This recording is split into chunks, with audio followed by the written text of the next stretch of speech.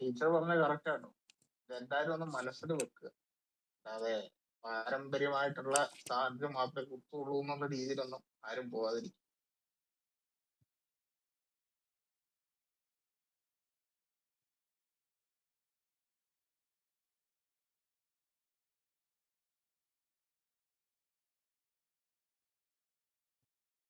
അവനച്ചോ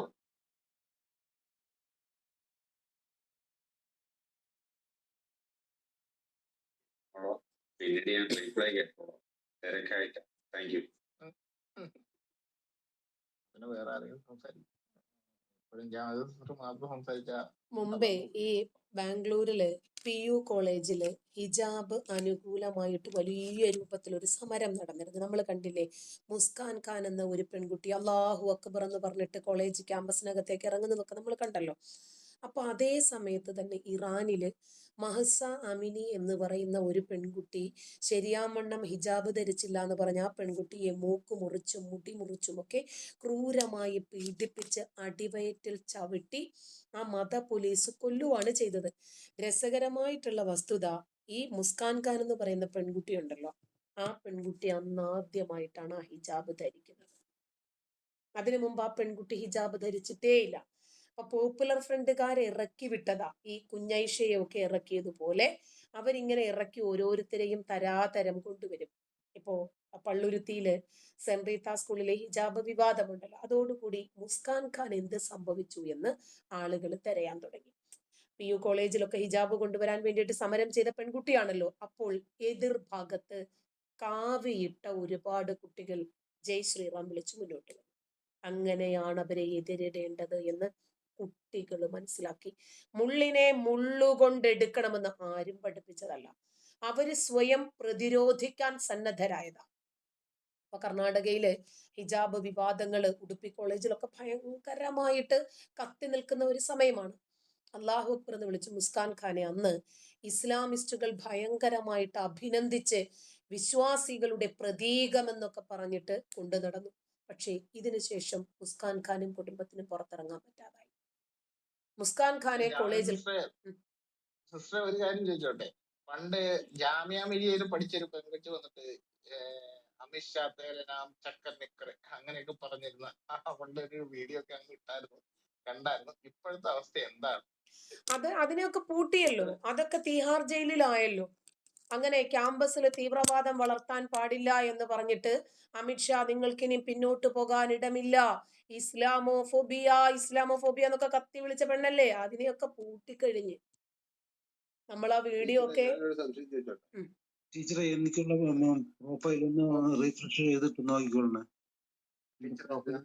teacher പറഞ്ഞൊരു കാര്യത്തെ കുറിച്ച് സംശയം ചോദിക്കണം. ആദ്യം പറഞ്ഞപ്പോ ടീച്ചർ പറഞ്ഞു വോട്ട് കുത്താൻ കേൾക്കാമോ ടീച്ചർ ഞാൻ പറയുന്നത്?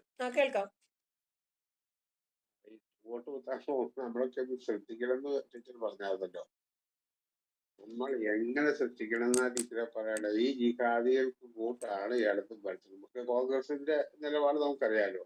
ഇടതുപക്ഷത്തിന്റെ കൂടെ ബാക്കിയുള്ള ഇടതുപക്ഷത്തിന്റെ കൂടെ. ഇത് കഴിഞ്ഞ ദിവസം ജലീലിന്റെ ഒരു വീഡിയോ ഉണ്ടാകും.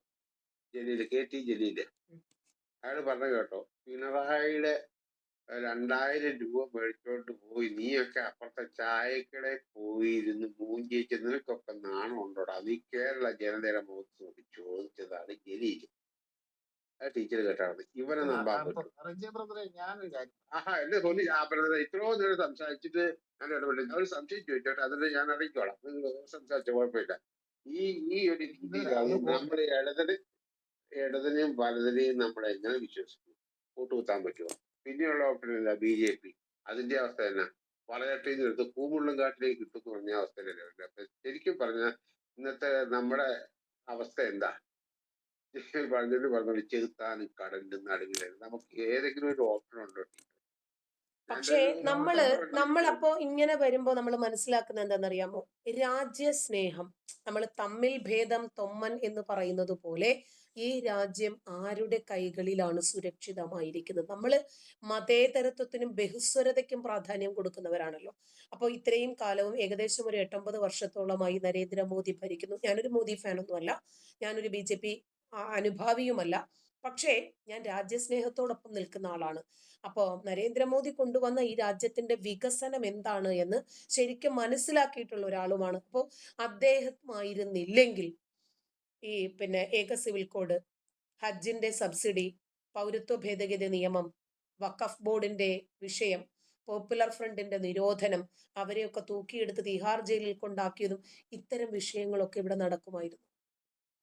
അപ്പോ ഈ മതതീവ്രവാദികൾക്കെതിരെ രാഷ്ട്രത്തിന് വേണ്ടി, രാഷ്ട്ര വികസനത്തിന് വേണ്ടിയിട്ട് ആര് നിൽക്കുന്നു? ഞാൻ അതിനാണ് കൂടുതൽ മുൻതൂക്കം നൽകാൻ തീരുമാനിച്ചിട്ടുള്ളത്. അതായത് ഇടതനും വലതനും മാറി മാറി രാഷ്ട്രീയ കളികൾ കളിച്ച് മതതീവ്രവാദികളോട് മൃദു സമീപനം സ്വീകരിക്കുകയും അവരെ കൂടി താങ്ങി ഇവർക്ക് വളരാം എന്നുള്ള ഇത്തിൽക്കണ്ണികളായി മാറുകയും ചെയ്യുമ്പോൾ നമ്മൾ സ്വാഭാവികമായിട്ടും രാജ്യ സ്നേഹത്തോടൊപ്പം നിൽക്കുന്നു എന്ന രൂപത്തിൽ നമ്മൾ BJP-യെ വിശ്വസിക്കും. വേറെ വഴിയില്ലാത്തത് കൊണ്ട്.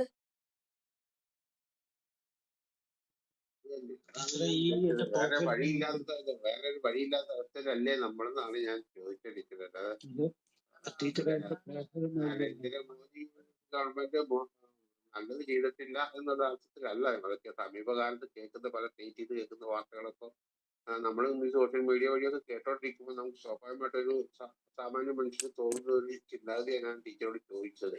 കാരണം നമുക്കറിയാം, ഇപ്പോ നെഹ്റു ഭരിച്ചു, സോണിയ, രാജീവ്, ഇന്ദിര, ഇവരൊക്കെ ഈ രാജ്യത്തോട് ചെയ്ത ചതി എന്താണ് എന്ന് നമ്മൾ തിരിച്ചറിയുക.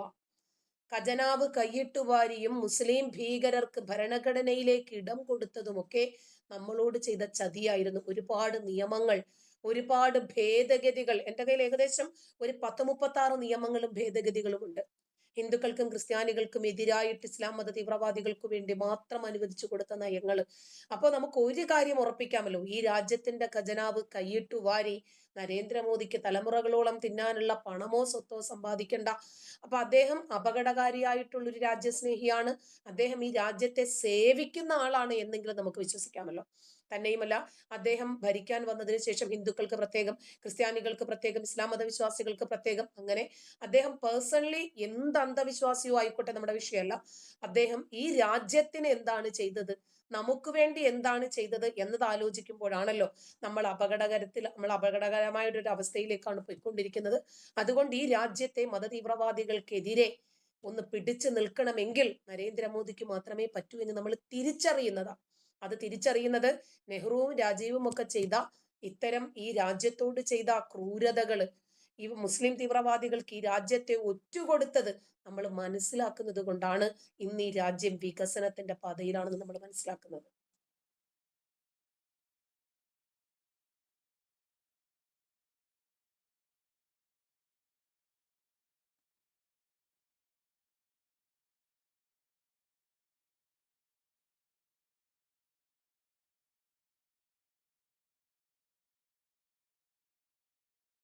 റെജി ബ്രോയാണ് ആൻസർ പറയേണ്ടത്. നിങ്ങൾ കണ്ട ഹിനാശ്ശേരി എന്താണെന്നൊന്നും പറഞ്ഞു. ഞാൻ ബ്രദറെ, ഞാൻ ടീച്ചറോട് ഒരു അഭിപ്രായം ചോദിച്ചത്, അല്ലാതെ ഞാൻ ഉത്തരം പറയാൻ ടീച്ചറോട് എന്നോട് ചോദ്യം ചോദിക്കാനല്ല പറഞ്ഞത്. ഞാൻ ബ്രദർ എന്താ പറയണേ, ഞാൻ ഇവിടെ മനസ്സിന്റെ ആശങ്ക ടീച്ചറുമായിട്ട് പങ്കുവെച്ചു. ടീച്ചർ സമീപം ഈ പൊതു കാര്യങ്ങളിലൊക്കെ ശരിക്കും ഇടപെടുന്ന ഒരു വ്യക്തിയാണ്, അറിവുള്ള വ്യക്തി. അതുകൊണ്ട് ഞാൻ എന്റെ ആശങ്ക ടീച്ചറുമായിട്ട് പങ്കുവെച്ചു എന്നുള്ളൂ, അല്ലാതെ ഞാൻ തർക്കത്തിലൊന്നും അല്ല. ഞാൻ റെജിറോ, അങ്ങയുടെ കയ്യിൽ സോഷ്യൽ മീഡിയ അങ്ങ് കാണുന്നില്ലേ ഈ സമൂഹത്തിൽ നടന്നുകൊണ്ടിരിക്കുന്ന കാര്യം? വോട്ട് ചോരി എന്ന് പറഞ്ഞിട്ട് രാഹുൽ ഗാന്ധി കൊണ്ടുവന്ന സ്ഥാനgram പോലും വോട്ട് ചോരിയത് ആരായിരുന്നു? ഇന്ദിരാഗാന്ധിയായിരുന്നു. ഇതുപോലും നിങ്ങൾക്ക് മനസ്സിലാക്കാൻ പറ്റിയിട്ടില്ല. ഇല്ല ജാൻ ബ്രദർ, എനിക്ക് തീരെ ബുദ്ധിയില്ലാത്ത ഒരാളാ ഞാൻ. സോറി, കുഴപ്പമില്ലല്ലോ. അത് വേണ്ട, അത് വേണ്ട. അല്ല, അത് എന്ത് വൃത്തികേടൊക്കെ ജാൻ ബ്രദർ ഈ പറയണേ. ഹലോ നമുക്ക് ചമത ടീച്ചർ ഉണ്ടല്ലോ, നമുക്ക് അങ്ങനെ ചമത ടീച്ചർ പറയട്ടെ, നമുക്ക് കേൾക്കാമല്ലോ, കുറെ കാര്യങ്ങൾ പഠിക്കാൻ പറ്റും. നമുക്ക് ഇത് ഇന്ന് സംസാരിക്കാം. Okay, thank you very much. Chamatha teacher പോയി കഴിഞ്ഞാൽ പിന്നെ നമുക്ക് കേൾക്കാൻ പറ്റും. ശരി, ഹലോ മരിയ സിസ്റ്ററെ, ഞാൻ ഏതാണ്ട് ഒരു 1.5 മണിക്കൂർ അത് കേട്ടോണ്ടിരിക്കുന്നു. ഞാൻ ഇതുവരെ ഇതുപോലെ സംസാരിക്കുക ഒന്നും ചെയ്തില്ല. എന്റെ മനസ്സിൽ ടീച്ചർ പറഞ്ഞ ഒരു കാര്യം നമുക്കും അതിന്റെ ആൻസർ കേൾക്കാൻ പറ്റി. അപ്പം നമുക്ക് ഇനിയും ജാമിത ടീച്ചറിനോട് എന്തെങ്കിലും ആർക്കെങ്കിലും ചോദിക്കാനുണ്ടോ, അല്ലെങ്കിൽ ജാമിത ടീച്ചറിന് എന്തെങ്കിലും പറയാനുണ്ടെങ്കിൽ? ഹലോ എനിക്ക് ജാമിത ടീച്ചറോട് ചോദിക്കാൻ. ആരാണ് സംസാരിക്കുന്നത്? എനിക്ക് കാര്യം കാണുന്നില്ല. ആരാ പേരെന്ന് പറഞ്ഞേ? Okay, KCR. ഡീറ്റെയിൽ ആദ്യം പറയുക. KCR എന്തോ വിശ്വാസമാണ് ഞങ്ങൾ ഒന്ന് ഇൻട്രൊഡ്യൂസ് ചെയ്യും. ഇവിടെ കുറച്ച് ആൾക്കാർ. എനിക്കിപ്പോ ഞാനിപ്പോ ജാമിദേനെ പോലുള്ള ഒരു ആളാണ് വിചാരിക്കും. ജാമിദ ടീച്ചർ സുഹൃത്തെ ഈ റൂമിൽ കയറി നിന്നിട്ട് കുറച്ച് സഭ്യം ജാമിതയെ പോലെ എന്നൊക്കെ പറയുന്നത് നമ്മളൊരു പ്രതിപക്ഷ ബഹുമാനത്തോടെ അവര് പ്ലീസ്. ബ്രദർ ഒന്ന് ഇൻട്രൊഡ്യൂസ് ചെയ്തോളൂ. അപ്പൊ ഞങ്ങൾക്കും ആദ്യമായിട്ട് കാണുമല്ലേ, ഐ മീൻ സൗണ്ട് കേൾക്കല്ലേ. നിങ്ങളുടെ റൂമിന്റെ സൈഡിൽ കൂടിയൊക്കെ ഞാൻ ഇടയ്ക്ക് ഇങ്ങനെ പോകലുണ്ട്. അയ്യോ, ഞങ്ങള് കണ്ടിട്ടില്ല. ജാമിദാന്റിനെ കണ്ടതിനെ കൊണ്ട് ഞാനൊന്ന് സംസാരിക്കാൻ വിചാരിച്ചിട്ടാണ്. ഓക്കെ, ഒന്ന് ഇൻട്രൊഡ്യൂസ് ചെയ്തിട്ട് തുടങ്ങി. ഞങ്ങൾക്കൊന്നും അറിയാമല്ലോ ആരാണെന്ന് എന്താണെന്നൊക്കെ ഒന്ന് ഹലോ, മനസ്സിലാക്കാം. ഞാൻ എന്ന് പറഞ്ഞാല് ഈ ക്ലബ് ഹൗസിൽ യൂണിറ്റി ഫോർ ഭാരത് എന്ന് പറഞ്ഞിട്ടുള്ള ഒരു റൂമുണ്ട്, അതിന്റെ അഡ്മിനാണ്. മനസ്സിലായി? നിങ്ങളൊന്നും അവിടെ വന്നിട്ടുണ്ടാവില്ലായിരിക്കാം. ഇല്ല, കണ്ടിട്ടില്ല. ഞങ്ങൾക്ക് സോറി, കണ്ടിട്ടില്ല കേട്ടോ. ഓക്കെ.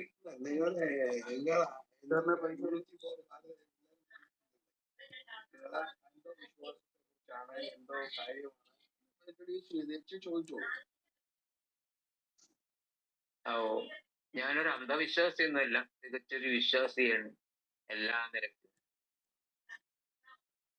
പറയട്ടെ, ഞാൻ ജാമിദ ടീച്ചറോട് ചോദിക്കാനുള്ള ചോദ്യം. ജാമിദ ടീച്ചർ കുറേ കാര്യങ്ങളിവിടെ പറഞ്ഞു, വളരെ രസകരമായിട്ടാണ് ഞാനത് ആസ്വദിച്ചത്. പക്ഷെ ഇതിന്റെ ആകത്തുക എന്ന് പറയുന്ന ഒരു സംഭവം ഉണ്ട്. അതാണ് രസിക്കാത്ത സത്യങ്ങൾ എന്ന് പറഞ്ഞൊരു നോവൽ ഉണ്ടായിരുന്നു. ജാമിദാജി അത് വായിച്ചിട്ടുണ്ട്?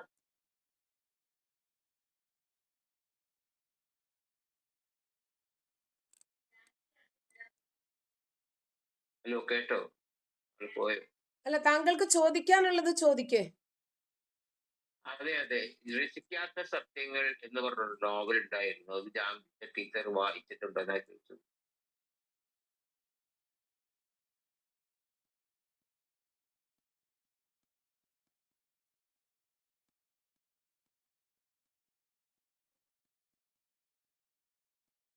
ആൻസർ ഒന്നുമില്ല. അതിന്റെ ആകത്തുക എന്ന് അല്ല, ഈ പറഞ്ഞാൽ രസിക്കാത്ത സത്യങ്ങൾ എന്ന നോവലിനെ കുറിച്ച് ചർച്ച ചെയ്യലാണോ നമ്മുടെ ഇന്റൻഷൻ? അല്ല ജാമിദാജി, ജാമിദ പറഞ്ഞതിന്റെ എല്ലാറ്റിന്റെയും പൊരുള്, എല്ലാറ്റിന്റെയും കണ്ടൻസ് ആ ഒരു നോവൽ ഉണ്ടെന്ന് ഞാൻ പറഞ്ഞു പോയതാണ്. അത് ജാമിദ ടീച്ചർ വായിച്ചിട്ടുണ്ടോ എന്ന് അറിയാൻ വേണ്ടി ചോദിച്ചത് മാത്രമേ. ഉണ്ട്, പറയൂ. താങ്കൾ ചോദിക്കുക, അതാ ഞാൻ മിണ്ടാതെ നിന്നത്. അതെ, എനിക്കെല്ലാം വായിച്ചിട്ടുണ്ട് എന്ന് പറഞ്ഞാൽ എനിക്ക് ജാമിദ ടീച്ചറോട് ഒന്നും ചോദിക്കാനില്ല. കാരണം ഇന്ത്യ പാകിസ്ഥാൻ വിഭജന കാലഘട്ടത്തിൽ ഈ രാജ്യത്ത് നടന്നിട്ടുള്ള പല അട്രോസിറ്റീസുകളും ആണ് അതിൻ്റെ അകത്ത് പറഞ്ഞിരിക്കുന്നത്. അതൊക്കെ തന്നെയാണ് നിങ്ങളെ ചർച്ചാ വിഷയമായിട്ട് വന്നത്. അതുകൊണ്ട് ഞാനൊന്ന് ഓർമ്മിപ്പിച്ചു തന്നെ. താങ്ക്സ്. നമസ്കാരം, മെട്രോ സ്റ്റാർ പ്ലസ്.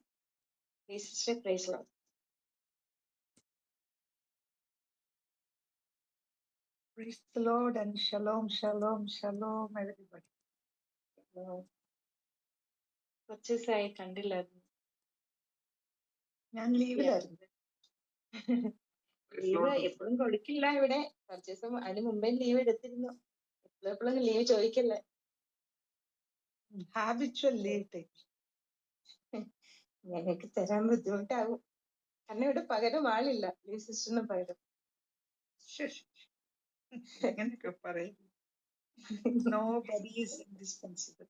ഈ ലോകത്ത് ആരുമേ ഇൻഡിസ്പെൻസിബിൾ ഇല്ല. Everyone goes as it is.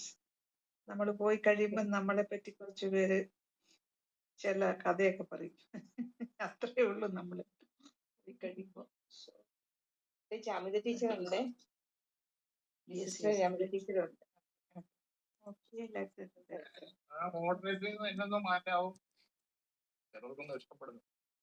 നമ്മൾ ഈ തെരഞ്ഞെടുപ്പ് വരുമ്പോഴാണല്ലോ നമ്മൾ ഈ തെരഞ്ഞെടുപ്പിനെ സംബന്ധിച്ചിട്ട് നമ്മൾ എന്ത് ചെയ്യും എന്ന് ഒരാൾ നമ്മളോട് ഇപ്പൊ ചോദിച്ചല്ലോ. നമുക്ക് ഒരുപാട് കാര്യങ്ങൾ ഈ സാഹചര്യത്തിൽ ആലോചിക്കാനും ചെയ്യാനുമുണ്ട്. നമ്മുടെ ഒരു വോട്ട് ഇത് നമ്മുടെ സാറ്റിസ്ഫാക്ഷൻ ഉണ്ട്. ഞങ്ങൾക്ക് 3 വോട്ടാണ്, ഞങ്ങൾ പഞ്ചായത്തിലാണ്. ഇപ്പോ 5000 ആളുകളെ കൊല്ലാനായിരുന്നു അജ്മൽ കസബിന്റെയും കൂട്ടാളികളുടെയും ലക്ഷ്യം. 5000 പേരെ. ഡൽഹിയിലുള്ള ഭീകരാക്രമണം പിടിച്ചല്ല സ്ഫോടക വസ്തുക്കൾ, അവർ എത്ര പേരെ കൊല്ലാനായിരുന്നു പ്ലാൻ എന്ന് ഇതുവരെ പറഞ്ഞിട്ടില്ല. 5000 ഇന്ത്യക്കാരെ കൊല്ലാൻ അജ്മൽ കസബിനെ പിടിച്ചതുകൊണ്ട് മാത്രമാണ് അത് അറിയാൻ പറ്റിയത്. കൊല്ലുന്നത് അജ്മൽ കസബ് എന്ന പേരിലായിരിക്കില്ല. ബാംഗ്ലൂരിൽ പഠിക്കുന്ന സമീർ ചൗധരി എന്ന് പറയുന്ന വ്യാജ ഹിന്ദു ഐഡന്റിറ്റി സ്വീകരിച്ചിട്ടായിരിക്കും അയാൾ അത് ചെയ്യുന്നത് എന്ന് അജ്മൽ കസബ് പറയുക. ആ അജ്മൽ കസബിനു വേണ്ടി കേരളത്തിൽ മുസല്ല വിരിച്ചു മയ്യത്ത് നമസ്കരിച്ചു എന്ന് പറയുമ്പോൾ നമ്മൾ എത്രമാത്രം അപകടകരമായ അവസ്ഥയിലാണെന്ന് ആലോചിച്ച് നോക്കുക. അബു ജുണ്ടാൽ എന്ന് പറയുന്ന ഒരു വ്യക്തിയാണ് ഈ തന്ത്രത്തിന്റെ സൂത്രധാരനെന്ന് അജ്മൽ കസബ് തന്നെ പറഞ്ഞു. ലഷ്കർ ഇ തൊയ്ബ ആസൂത്രണം ചെയ്ത ഈ ഓപ്പറേഷൻ തന്ത്രപരമായിട്ട് മുംബൈയിൽ നടപ്പിലാക്കാൻ നിയോഗിക്കപ്പെട്ട വ്യക്തി അബു ജുണ്ടാൽ എന്ന് പറയുന്ന ആളാണ്. അയാളെ പിടിച്ചത് കൊണ്ടല്ലേ അറിഞ്ഞത്. ഇപ്പോ ഈ മുംബൈ ഭീകരാക്രമണം തന്നെ നടക്കുന്നതിന് മുമ്പ് എത്രയോ തവണ അത് സംഭവിക്കാതിരിക്കുന്നതിന് വേണ്ടിയുള്ള മുൻകരുതലുകൾ ലഭിച്ചു എന്നാണ് പിൽക്കാലത്ത് വന്ന ഒരുപാട് വാർത്തകളിലൂടെ നമ്മൾ കണ്ടത്.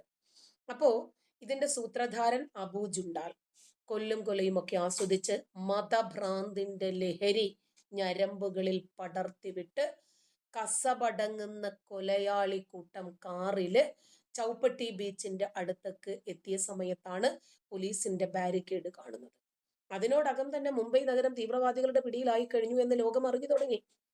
ഇപ്പൊ ഈ കേരളം എത്രമാത്രം ഭീകരതയുടെ നടുവിലാണ് ജീവിക്കുന്നത് നമ്മൾ അറിഞ്ഞത് നമ്മുടെ കളമശ്ശേരിയില് യഹോവ സാക്ഷികളുടെ പിന്നെ എന്തായിരുന്നത് യഹോവ സാക്ഷികളല്ലേ, അവിടെ പിന്നെ എന്തോ ഒരു കൺവെൻഷൻ സെന്റർ ഉണ്ടല്ലോ, അവിടെയാണ് ഇയാള് എന്താ പേര് മാർട്ടിൻ അല്ലേ, മാർട്ടിൻ 5 സ്ഥലത്താണ് സ്ഫോടനം നടന്നത്. അപ്പോ ഇയാളുടെ ഡേറ്റാസ് പിടിച്ച സമയത്ത് ഈ മാർട്ടിന്റെ കയ്യിലുള്ളതൊക്കെ സാക്കിർ നായിക്കിന്റെ വീഡിയോസ് ആണ്. അപ്പൊ അയാള് പറയുവാണ് ഞാൻ അറേബ്യയിൽ എത്തിയിട്ടാണ് സ്ഫോടക വസ്തുക്കളൊക്കെ ഉണ്ടാക്കാൻ പഠിച്ചത്. എന്നിട്ട് ഇവൻ ഇത് ചെയ്തിട്ട് ഇരുന്നൊരു വീഡിയോ ചെയ്യുവാണ്, ഒരു ലൈവ്. അപ്പൊ നമ്മൾ മനസ്സിലാക്കി കേരളത്തിലാണോ ഇതൊക്കെ നടക്കുന്നത്. അതുവരെ ഊപ്പി എന്ന് പറഞ്ഞുകൊണ്ടിരിക്കുവായിരുന്നു. മറ്റൊരുത്തൻ ഷാരൂഖ് സേഫി ഡൽഹിയിൽ നിന്ന് വരികയാണ്. വന്ന് നമ്മുടെ നാട്ടില് intercity express Alappuzha Thrissur Alappuzha Kannur intercity എക്സ്പ്രസിന് തീ വെക്കുമ്പോഴാണ് കേരളത്തിലാണോ ഇതൊക്കെ സംഭവിക്കുന്നത് എന്ന് നമ്മൾ അറിഞ്ഞു തുടങ്ങുന്നത്. അപ്പോ ഈ മഹാരാഷ്ട്ര ATS അപ്പോഴേക്ക് തന്നെ വല വിരിച്ചു തുടങ്ങിയതാ. തീവ്രവാദ വിരുദ്ധ സ്ക്വാഡുകളൊക്കെ രാജ്യത്തിന്റെ സുരക്ഷയ്ക്ക് വേണ്ടി തീവ്രവാദികളെ പിടിക്കാൻ വേണ്ടിയിട്ട് പരക്കം പായുവാണ്. ഇന്നും അതെ. അങ്ങനെയാണ് അന്ന് അജ്മൽ കസബും അയാളുടെ കൂടെയുള്ള ഒരു ഇസ്മായില്, ഇവര് 2 പേരും അവിടെ അനേകം നിരപരാധികളെ കൊല്ലാൻ പോകുന്ന സ്ഥലത്താണ് പോലീസിന്റെ ബാരിക്കേഡിന് മുന്നിൽ പെടുന്നത്. മറ്റൊരു കാറ് യാത്രക്കാരനെ അയാളുടെ കാറ് തട്ടിയെടുത്ത് അജ്മൽ കസബ് വേഗം രക്ഷപ്പെട്ടു. പക്ഷെ പോലീസ് വിട്ടില്ല. വെടിവെക്കാൻ ആരംഭിച്ചു കഴിഞ്ഞു. അപ്പോഴേക്ക് തന്നെ എന്തു വന്നാലും അവനെ ജീവനോടെ പിടികൂടരുത് എന്ന് അവന് നിർദ്ദേശം നൽകിയിരുന്ന ആളുകൾക്കോ നിർബന്ധമുണ്ടായിരുന്നു. തന്നെയുമല്ല, പരമാവധി ആളുകളെ അയാൾ പിടിക്കപ്പെടുന്ന സമയത്തിനകം കൊല്ലണം. ഇതായിരുന്നു തീവ്രവാദികൾക്ക് കിട്ടിയിരുന്ന നിർദ്ദേശമെന്ന് അജ്മൽ കസബ് പറഞ്ഞതാ. അങ്ങനെ പോലീസുമായിട്ടൊരു ഏറ്റുമുട്ടൽ നടക്കുന്നു. കസബിനോടൊപ്പം സഞ്ചരിച്ചിരുന്ന ഇസ്മായിലിന് വെടിയേക്കുന്നു. വൈകാതെ തന്നെ അയാൾ ചത്തുതൊലഞ്ഞു. പിന്നെ വെടിയുണ്ട ചീറിപ്പായുവാണ് എല്ലാ സ്ഥലത്തും. അജ്മൽ കസബ് വെടിയുണ്ട വീണ് ചത്തവനെ പോലെ മിണ്ടാട്ടമില്ലാതെ ശ്വാസം പിടിച്ച് കിടക്കുകയാണ്. പോലീസ് മരണപ്പെട്ട തീവ്രവാദികളുടെ അടുത്തേക്ക് എത്തുന്ന സമയത്ത് കയ്യിലുള്ള AK-47 തോക്കുപയോഗിച്ച് ശേഷിക്കുന്ന പോലീസുകാരെ കൊല്ലാൻ അജ്മൽ കസബ് തീരുമാനമെടുത്തു. അങ്ങനെ നിരായുധനായിട്ടുള്ള മുംബൈ പോലീസ് കോൺസ്റ്റബിൾ തൂക്കാറാം ഓംബ്ലെ ആയിരുന്നു കസബിന്റെ അടുക്കൽ വളരെ ശ്രദ്ധയോടുകൂടി നീങ്ങുന്നത്. ഏകദേശം അജ്മൽ കസബിന്റെ അടുത്തേക്ക് എത്തിയ ഓംബ്ലെയുടെ ദേഹത്തിലേക്ക് മരിച്ചതുപോലെ അഭിനയിച്ച് കിടന്ന അജ്മൽ കസബ് ചാടി എഴുന്നേറ്റ് തുരുതുരെ വെടിയുതിർക്കുന്നു. പോലീസുകാരെ കൊന്നവസാനം സ്വന്തം ദേഹത്ത് വെടിയുതിർത്ത് മരിക്കാൻ ശ്രമിക്കുക, പിടികൊടുക്കാതെ. അങ്ങനെയാണ് അജ്മൽ കസബിന് പിഴയ്ക്കുന്നത്. അജ്മൽ കസബിന്റെ മുഴുവൻ വെടിയുണ്ടകളും തന്റെ ശരീരത്തിലേക്ക് പിടിച്ച് നിറയൊഴിപ്പിച്ചിട്ടാണ് ഓംബ്ലെ അയാളുടെ കണക്കുകൂട്ടലുകൾ മുഴുവനും തെറ്റിക്കുന്നത്.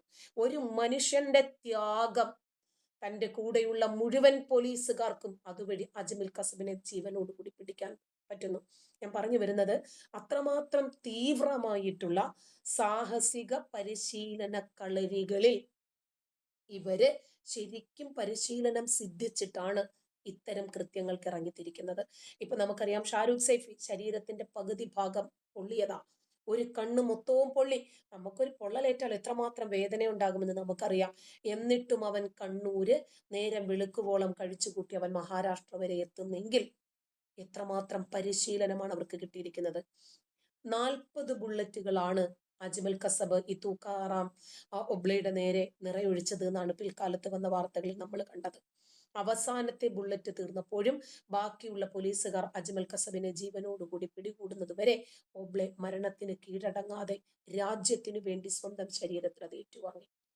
ധീരനായിട്ടുള്ള ആ മനുഷ്യൻ എനിക്ക് ജീവൻ വേണമെന്ന് പറഞ്ഞ് അയാള് പിന്നെ ഓടിയിരുന്നെങ്കിലോ, അതല്ലെങ്കിൽ അജ്മൽ കസബ് എങ്ങനെയെങ്കിലും ചാവട്ടെ എന്നോ അവൻ ആരെങ്കിലും കൊല്ലട്ടെ എന്നോ വിചാരിച്ചിരുന്നെങ്കിലോ? അപ്പോ ഈ രാജ്യത്തെ മുഴുവൻ ആളുകളെയുമാണ് ആ മനുഷ്യൻ രക്ഷിച്ചത്. അതുവഴി തീവ്രവാദികളുടെ ഒളി അജണ്ടകൾ എന്താണ് എന്ന് അജ്മൽ കസബിന്റെ നാവിലൂടെ തന്നെ ലോകം അറിയണമായിരുന്നു. അജ്മൽ കസബ് എന്ന പാകിസ്ഥാൻ ഇസ്ലാമിക തീവ്രവാദിയുടെ കയ്യിൽ ഒരു ചുവന്ന ചരടും കെട്ടിച്ച് അയാളുടെ പേഴ്സിൽ സമീർ ചൗധരി എന്ന വ്യാജ ഐഡന്റിറ്റി കാർഡും ഉണ്ടാക്കി കൊടുത്ത് അയാളുടെ മതം തിരിച്ചറിയപ്പെടരുത് എന്നാഗ്രഹിച്ച തീവ്രവാദവുമായി ബന്ധപ്പെട്ട ആളുകളുടെ ഗൂഢലക്ഷ്യങ്ങളെ കുറിച്ചൊന്ന് ചിന്തിച്ചു നോക്ക്. കാരണം കസബ് മരിച്ചാൽ ഇതൊക്കെ ഹിന്ദു തീവ്രവാദികൾ ചെയ്തതാണ് എന്ന് പരക്കെ അറിയപ്പെടും. ആരെങ്കിലും അയാളുടെ ലിംഗാഗ്ര ചർമ്മം നോക്കുവോ? ഇയാൾ അജ്മൽ കസബാണോ എന്ന് നോക്കുമോ? അപ്പൊ ഇത്രയും തീവ്രവാദികൾ എങ്ങനെയാണ് മുംബൈ പോലെ ഒരു നഗരത്തില് ഇത്രയും ഒരുപാട് സംവിധാനങ്ങളുള്ള ATS അടക്കം എല്ലായിടത്തും വിഹരിക്കുന്ന ഒരു സ്ഥലത്ത് എങ്ങനെയാണ് ഒരു തീവ്രവാദി ആക്രമണം നടത്തിയത്? നമുക്ക് ആ സംശയം തീർന്നത് ഡൽഹിയിലെ കാര്യം വന്നതോടുകൂടിയാ. അപ്പോ ഇതൊക്കെ ഒരു ദുരൂഹതയാണ്. അജ്മൽ കസബിനെ ജീവനോടുകൂടി പിടികൂടിയിട്ടും ദിഗ്വിജയ് സിംഗിനെ പോലെയുള്ള കോൺഗ്രസ് നേതാക്കൾ പാകിസ്ഥാൻ ഇതിൽ പങ്കില്ല എന്ന് പറഞ്ഞതിലെ ഇവരുടെ പാകിസ്ഥാൻ പ്രേമവും ഇന്ത്യ വിരുദ്ധതയും അന്നേ നമുക്ക് മനസ്സിലായതാ. ആഭ്യന്തര വകുപ്പിലെ ഉദ്യോഗസ്ഥനായിട്ടുള്ള RVS മണിയുടെ വെളിപ്പെടുത്തലുകളൊക്കെ നമ്മളെ ഭീകരപ്പെടുത്തുന്ന ഒന്നായിരുന്നു. അങ്ങനെ ധീരനായിട്ടുള്ള തൂക്കാറാം ഒബ്ലെ, അപ്പൊ അദ്ദേഹത്തിന് നമ്മളൊക്കെ മനസ്സുകൊണ്ട് അദ്ദേഹത്തിന്റെ രാജ്യസ്നേഹത്തെ നമ്മൾ നമിക്കുവാണ്. ഒരു പക്ഷേ അദ്ദേഹം ഇല്ലായിരുന്നെങ്കിൽ മുഴുവൻ സമാധാനം മാത്രം ആഗ്രഹിച്ച് അതിനുവേണ്ടി പ്രാർത്ഥിച്ച ഒരു ജനത ഇന്ന് തീവ്രവാദത്തിന്റെ പഴിയേറ്റ് നടക്കത്തില്ലായിരുന്നു. ഹിന്ദുക്കളാണ് ഇത് ചെയ്തതെന്നേ പറയൂ. അപ്പൊ രാജ്യത്തിന്റെ ഭാവി തീരുമാനിക്കപ്പെടുന്ന 2014 എന്ന വർഷത്തെക്കുറിച്ച് നമ്മൾ ചിന്തിക്കുമ്പോൾ രാജ്യത്തിനെതിരെ നിന്ന ആളുകളെ തകർക്കാൻ ശ്രമിച്ച ആളുകളെ രാജ്യം അറിയാതെ പോകുന്നു. നമ്മുടെ രാജ്യത്തെ രക്ഷിച്ച ആളുകളെ, നമ്മുടെ രാജ്യത്തെ തീവ്രവാദ കരങ്ങളിൽ നിന്നും മുക്തമായി നല്ല ഒരു ബഹുസ്വര സമൂഹം, ഒരു ബഹുസ്വര രാഷ്ട്രം പടുത്തുയർത്തണം എന്ന് പറയുന്ന ആളുകളെ നമുക്ക് ഇനിയും തിരിച്ചറിയാൻ സാധിച്ചിട്ടില്ലെങ്കിൽ നമ്മൾ ഇനിയും ഒരുപാട് ഗാന്ധിമാരെയും നെഹ്റുമാരെയും കസബുമാരെയും അതുപോലെയുള്ള ഷാരൂഖ് സൈഫിമാരെയും ഒക്കെ അറിയാതെ പോകുന്നു എന്നതാണ് അതിന്റെ അർത്ഥം. ഓക്കെ, അതിനകത്ത് ഒരു കാര്യം കൂടെ പറയണമായിരുന്നു കേട്ടോ. കാരണം എന്താ അറിയോ, ഈ അജ്മൽ കസബിനെ കൊണ്ടുപോയിട്ട് ജയിലിലിട്ട സമയത്ത് അവനെ കൊല്ലാൻ വേണ്ടിയിട്ട് ഇന്ത്യയുടെ ഉള്ളിൽ തന്നെ ഒരുപാട് പേര് പരിശ്രമിച്ചായിരുന്നു. അവൻ മരിക്കാതിരിക്കാൻ വേണ്ടിയിട്ട് അവന് കൊടുക്കുന്ന ഭക്ഷണം അവിടുത്തെ IPS ഉദ്യോഗസ്ഥനായിട്ടിരിക്കുന്ന സിറ്റി പോലീസ് കമ്മീഷണർ അരമണിക്കൂർ മുമ്പ് ആ ഭക്ഷണം കഴിച്ചിട്ടാണ് അവന് കൊടുത്തുകൊണ്ടിരുന്നത്. ഇതൊക്കെ കേട്ടിട്ടുണ്ടോ?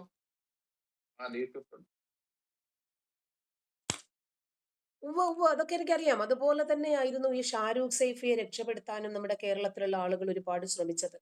അവനെ കാരക്കാട് എന്ന് പറയുന്ന ഒരു കോളനിയിൽ കൊണ്ടുവന്ന് താമസിപ്പിച്ച് അവനെ രക്ഷപ്പെടുത്താൻ വേണ്ടിയിട്ട് 5 ആളുകളാണ് ട്രെയിനിൽ ചെയിൻ വലിക്കാനുണ്ടായിരുന്നത്.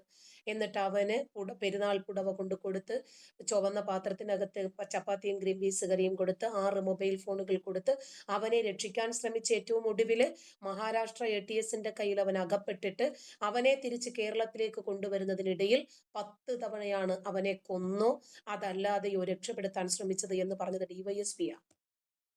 പോലീസുകാർ, കേരളത്തിലെ പോലീസുകാർ അവനെ രക്ഷിക്കാൻ ശ്രമിച്ചതാണ്. കാരണം പിടിക്കപ്പെടരുത് എന്നുള്ളത് കൊണ്ട്.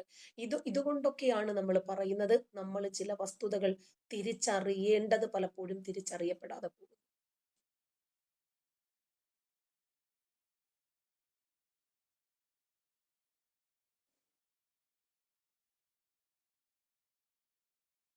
ഈ സിസ്റ്റം മൈക്ക് അൺമ്യൂട്ടാ.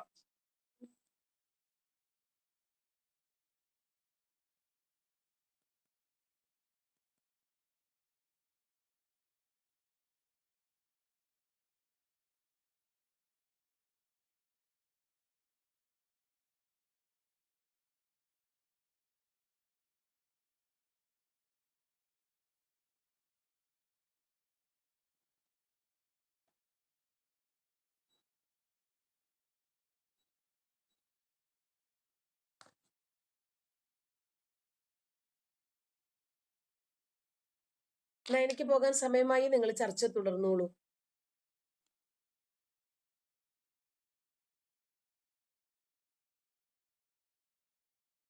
ഹലോ, കേൾക്കുന്നുണ്ടോ?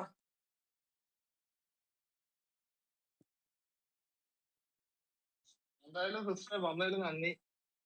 മനോഹരമായിട്ട് സംസാരിച്ചു.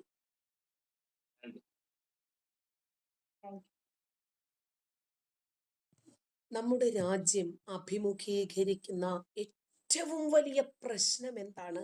ഈ മതതീവ്രവാദമാണ്.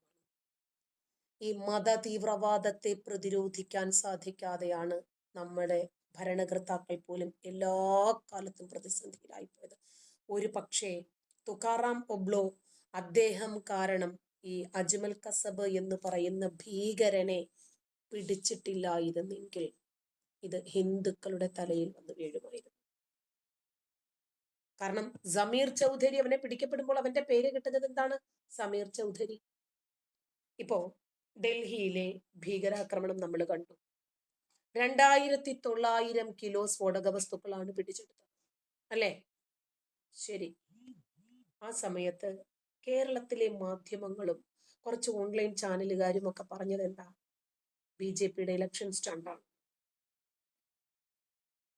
ബീഹാർ ഇലക്ഷൻ മുന്നിൽ കണ്ടിട്ടാണ് അവനെയൊക്കെ തൂക്കിയിട്ടുണ്ടത് വേറെ. അപ്പൊ രാജ്യത്ത് ഒരു ഇലക്ഷനിലും BJPക്ക് ജയിക്കാൻ ഈ രാജ്യത്ത് ഒരു സ്ഫോടനവും നടത്തേണ്ട കാര്യമില്ല. ആർക്കാണ് അതിന്റെ ആവശ്യമുള്ളത് എന്ന് അവരൊക്കെ തന്നെ തെളിയിച്ചിട്ടുണ്ട്, നമ്മൾ ആരും പറയണ്ട. അപ്പോ ഒരിക്കലും അധികാരത്തിൽ വരില്ല എന്ന് ജനങ്ങൾ വിധിയെഴുതിയ പാർട്ടിക്കാരെ ജനങ്ങൾ തിരിച്ചറിയും. ജനങ്ങൾ അവരുടെ ഭരണം കണ്ടു മടുത്തതുകൊണ്ട്, ജനാധിപത്യമായതുകൊണ്ട് അവര് മാറി മാറി വരുന്ന സർക്കാരുകളെ ഒന്ന് പരീക്ഷിക്കും. BJP ഒരു ശക്തിയുമല്ലാതിരുന്ന സമയത്താണ് ഈ രാജ്യത്ത് ഏറ്റവും കൂടുതൽ തീവ്രവാദി ആക്രമണങ്ങളും ബോംബ് സ്ഫോടനങ്ങളും നടന്നിട്ടുണ്ട്.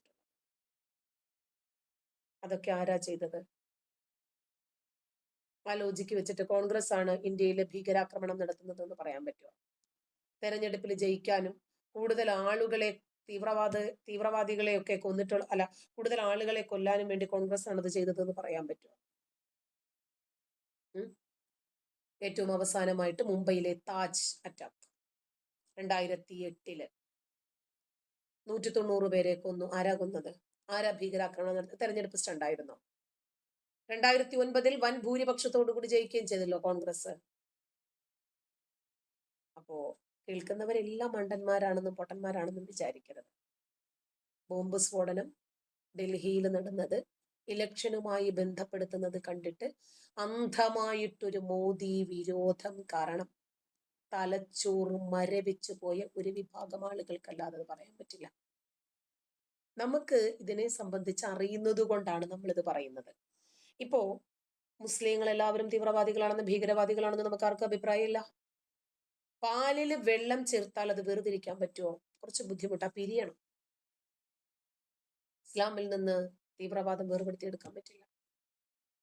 അള്ളാഹുവിനു വേണ്ടി ജിഹാദ് ചെയ്യുക, ഭീകരാക്രമണം നടത്തുക, കൊല്ലുക, കൊല്ലപ്പെടുക, പടച്ചവന് വേണ്ടി രക്തസാക്ഷിയാകുക, ഷഹീദാകുക, ഖുർആൻ വഴിയുള്ള അള്ളാഹുവിന്റെ കൽപ്പനയാണ്. തന്നെ 1400 കൊല്ലങ്ങളായി മുസ്ലിങ്ങൾ ഫോളോ ചെയ്തുകൊണ്ടിരിക്കുന്നതും ഇത് തന്നെയാണ്. എത്ര ഖുർആൻ വചനങ്ങൾ വേണം അതിന്? ഉയർന്ന മാനവിക മൂല്യങ്ങൾ ഉൾക്കൊള്ളുന്ന ഒരു സമൂഹത്തിന് ഒരിക്കലും പിൻപറ്റാൻ ഇസ്ലാം പറ്റില്ല. ക്രൂരതകള്, അന്യമത വിരുദ്ധതകള്. ഒരാള് ജിഹാദിയാകാൻ തീരുമാനിക്കുന്നെങ്കിൽ അവന്റെ ഉള്ളിൽ അത്രമാത്രം മതവിരോധമുള്ളത് കൊണ്ട്, അയാളിലെ മാനവികത കുറവായതുകൊണ്ട്, മതം മാത്രമാണ് എല്ലാത്തിനും മേലെ എന്ന് ചിന്തിക്കുന്നത് കൊണ്ട്. ലോകത്ത് ഒരുപാട് ഭീകരന്മാരുണ്ടായിട്ടുണ്ട് നമ്മുടെ ലോക ചരിത്രങ്ങളിൽ. അവരൊക്കെ ആരായിരുന്നു എന്ന് നോക്കിയാൽ മതി. ബിൻലാദൻ വെടിയേറ്റ് മരിച്ച സമയത്ത് ബിൻലാദന് വേണ്ടിയിട്ട് മയ്യത്ത് നമസ്കരിച്ച ആൾക്കാരാ കേരളക്കാര്. ഒരുപാട് മനുഷ്യനെ പച്ചയ്ക്ക് കൊന്ന യഹിയ സിൻവാറും ഇസ്മായിൽ ഹനിയയ്ക്കും ഒക്കെ വേണ്ടിയിട്ട് മയ്യത്ത് നമസ്കരിച്ച ആളുകളാ കേരളക്കാര്. സദ്ദാം ഹുസൈൻ ഏറ്റപ്പെട്ട സമയത്ത് ഹർത്താൽ ആചരിച്ച ആളുകളായി ഇവര്. കേരളം ഇവരെയൊന്നും മറന്നിട്ടില്ല. ഇതൊക്കെ സാധാരണക്കാരായ വിശ്വാസികളുടെ ഉള്ളിൽ കൂടിയിരിക്കുന്ന ജിഹാദികളുടെ ഉദാഹരണം മാത്രമായിട്ടാണ് നമ്മൾ ഇത്തരം പേരുകളൊക്കെ ഓർത്തു വെക്കുന്നത്. ഈ പടച്ചോന് വേണ്ടിയിട്ട് പൊട്ടിത്തെറിക്കാൻ, കൊല്ലാനും കൊല്ലപ്പെടാനും ഒക്കെ പോകുമ്പോൾ അങ്ങോട്ട് പോകുമ്പോൾ ലിംഗം വേണ്ടേ? ശരീരമൊക്കെ പൊട്ടിത്തെറിച്ചാലും സാരമില്ല, ലിംഗം വേണ്ടേ? കുറച്ച് വർഷങ്ങൾക്ക് മുമ്പ് പാകിസ്ഥാനിലെ ഒരു ജിഹാദി സൂയിസൈഡ് ബോംബണിഞ്ഞ ഒരു തീവ്രവാദിയെ പിടികൂടുന്നു പോലീസ്. അപ്പോ അയാളുടെ ലിംഗഭാഗത്ത് ഇരുമ്പ് ചട്ടകള് കൊണ്ട് പൊതിഞ്ഞിട്ടുണ്ട്. അപ്പൊ അയാളെ ചോദ്യം ചെയ്ത സമയത്ത് അയാൾ പറഞ്ഞു, സ്വയം പൊട്ടിത്തെറിച്ച് സ്വർഗത്തിൽ പോകുമ്പോൾ ലിംഗം കേടുവരരുതല്ലോ, അതിനു വേണ്ടിയിട്ടാണെന്ന്. ഇരുമ്പ് നിക്കരുത്, കാരണം സ്വർഗത്തിലുള്ളത് ഹൂറിപ്പെണ്ണുങ്ങളല്ലേ. അപ്പോൾ ലിംഗം കേടുവരാതിരിക്കാൻ വേണ്ടിയിട്ട് ഇരുമ്പ് നിക്കറിട്ടിട്ട് ഇങ്ങനെ പൊതിയുന്നതാണ്. ചില ആളുകൾ, എൻ്റെ മക്കളൊക്കെ കിക്ക് ബോക്സിങ്ങിനൊക്കെ പോകുമ്പോഴേക്ക് അവിടെ വെക്കുന്ന ചെറിയൊരു പാഡുണ്ട്.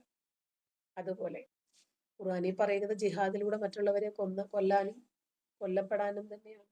അവിടെ എത്തിക്കഴിഞ്ഞാൽ 72 ഹൂറിപ്പെണ്ണുങ്ങളെ പണിയാൻ കിട്ടുമെന്ന് തന്നെയാ പറയുന്നത്.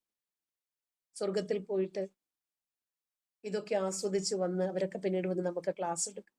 ഒരുപാട് ഉസ്താദുമാരൊക്കെ പറയുന്നത് കേട്ടിട്ടില്ലേ, വലിയ കണ്ണുകളുള്ള, അവരുടെ കയ്യെങ്ങാനും പുറത്തിട്ട് കഴിഞ്ഞാൽ സൂര്യൻ ഉദിക്കേണ്ട, വലിയ മാറിടമുള്ള സുന്ദരികളായിട്ടുള്ള സ്ത്രീകൾ, അവരെ സംരക്ഷിക്കുന്നതിന് വേണ്ടി മനുഷ്യനോ ജിന്നുകളോ ഒന്നും തൊടാതെ മുത്തുകളായിട്ട് ചിപ്പിക്കകത്ത് അങ്ങനെ പൊതിഞ്ഞു വെച്ചേക്കാണ്. ചിലപ്പോൾ ഇറങ്ങി ഓടിയാലോ, അല്ലെങ്കിൽ ആരെങ്കിലും ഒന്ന് പിടിച്ചാലോ.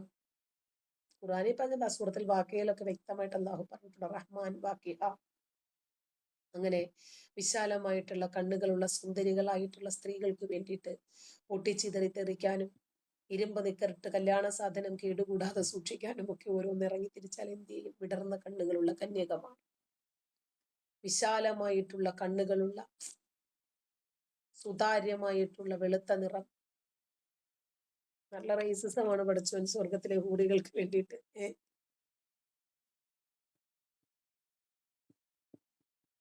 അതൊക്കെ നമുക്ക് പറയാം ബാബു കേട്ടോ. ഇന്ത്യ വിഭജനം, നെഹ്റുവും ഗാന്ധിയും ഒക്കെ നമ്മുടെ രാജ്യത്തെ ചതിച്ചത് ഇന്ന് ഒരുപാട് ആളുകൾക്ക് അറിയാം. ഇന്ന് അധികം ആളുകൾക്കൊന്നും അതൊന്നും പറഞ്ഞു കൊടുക്കേണ്ട കാര്യമില്ല. കൂടുതൽ ആളുകൾക്കും ഈ രാജ്യത്തിന്റെ ഇന്നത്തെ പരിതാപകരമായ സാഹചര്യങ്ങളെ കുറിച്ച് നല്ല ബോധമുണ്ട്. അതാണ് നമുക്ക് ആകെ ഒരു സമാധാനം. അപ്പോ ബാബു സിയ പോവാം. ഡിങ്ക, ഞങ്ങൾക്ക് ചെറുപ്പത്തിൽ ഒരുപാട് ഡിങ്കാന്ന് വിളിച്ചു. നിഷാദേ, ജൂഡി സേവ്യർ ആളാണ്. പ്രേമരാജൻ അവിടെ.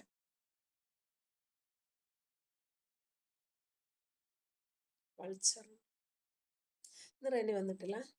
ഉണ്ടോ?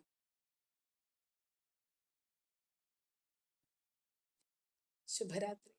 എന്റെ സ്വർഗത്തിൽ വെള്ളമില്ല. അയ്യോ, വെള്ളമില്ലെങ്കിൽ കള്ളു കുടിക്കണ്ടേ? കള്ളിന്റെ പുഴയുണ്ട്. ഒരു ഭാഗത്ത് കള്ളിന്റെ പുഴ, ഒരു ഭാഗത്ത് തേനിന്റെ പുഴ, ഒരു ഭാഗത്ത് പാലിന്റെ പുഴ. പാലും തേനും മിക്സ് ചെയ്യണ്ടേ? വെള്ളമൊക്കെ ഒഴിച്ച് മർദ്ദമൊന്നും ആക്കണ്ടായിരിക്കും അല്ലേ? ബാബു വീഡിയോ ഇട്ടിട്ടുണ്ടോ? നോക്കാം. അപ്പോൾ ഗുഡ് നൈറ്റ്.